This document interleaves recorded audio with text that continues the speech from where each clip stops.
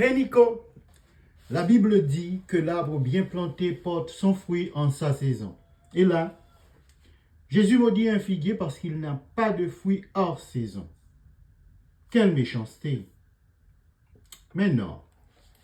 Et si je te disais que ce texte ne parle pas vraiment d'un arbre, mais d'une foi apparente sans fruit.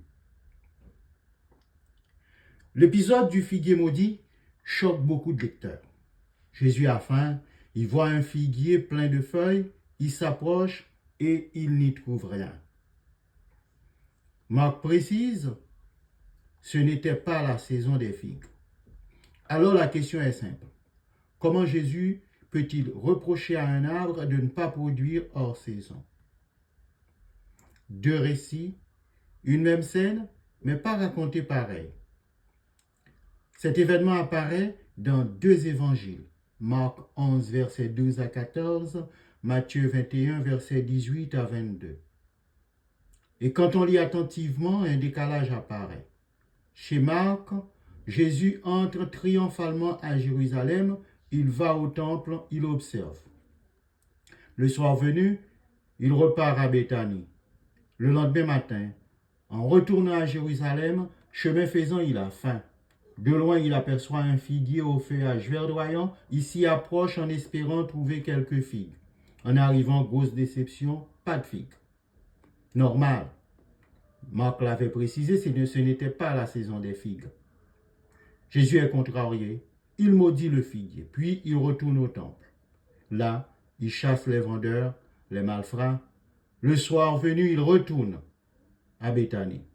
Le surlendemain, ils reprennent la route pour se rendre à Jérusalem. Et là, les disciples constatent que l'arbre est desséché jusqu'aux racines. Marc encadre le temple entre le figuier, figuier, temple, figuier. Ce n'est pas un détail, c'est un message. Chez Matthieu, Jésus chasse les vendeurs du temple. Le lendemain, il maudit le figuier et l'arbre sèche immédiatement. Même événement, mais rythme théologique différent. Alors, c'est quoi le vrai problème du figuier? Ici, on ne peut pas vraiment parler de problème. Car là, c'est le professeur qui entre en action. Oui, Jésus est en train d'enseigner à ses apôtres.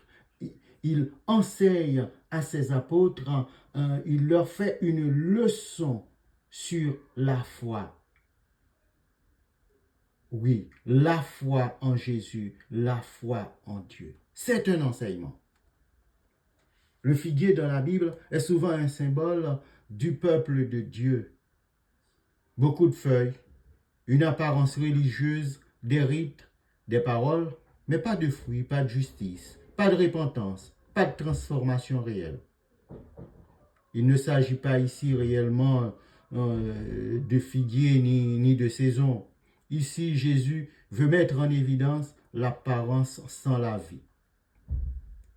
Faisons un petit aparté. Imaginons un instant que Jésus avait trouvé des fruits. Il aurait pu maudire le figuier parce que humainement, ce serait de la désobéissance aux lois divines. Ce faisant, le figuier aurait passé outre des règles humaines établies par le Créateur, c'est-à-dire chaque chose en son temps, c'est-à-dire porter son fruit en sa saison. À partir de là, nous voyons que ce n'est pas vraiment le jugement du figuier, ni une question de jugement tel que ni une question de saison telle que nous les connaissons, nos humains. Jésus ne condamne pas un manque ponctuel. Il condamne une foi qui promet, mais qui ne donne rien. Un figuier couvert de feuilles verdoyantes laisse penser qu'il pouvait trouver du fruit. Mais en y approchant, rien. C'était juste du décor. Quelle belle leçon. Imagine un chrétien fertile seulement au printemps, quand tout va bien, quand il a le temps, quand il en a envie. Ce n'est pas ça une foi vivante, La Bible parle d'un arbre planté près d'un courant d'eau, dont les racines sont connectées à la source. Ce n'est pas la saison qui produit le fruit, c'est la connexion avec Dieu.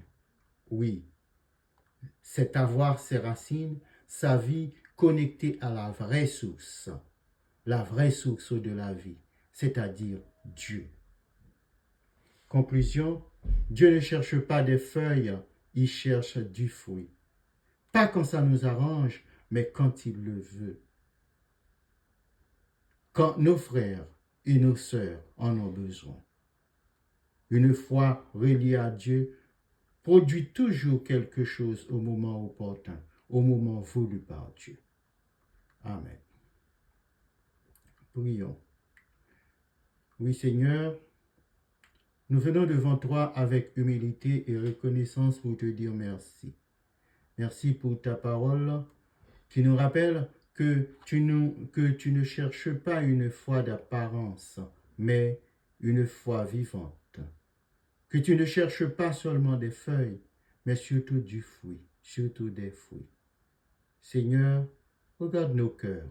Là où il y a du bruit, mais peu d'amour, là où il y a des paroles, mais peu d'obéissance, viens nous transformer.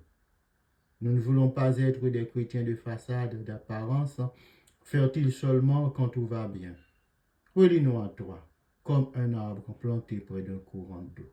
Que nos racines plongent en toi, que ton esprit nous abreuve et que, au temps voulu par toi, nous portions du fruit pour bénir nos frères et nos sœurs.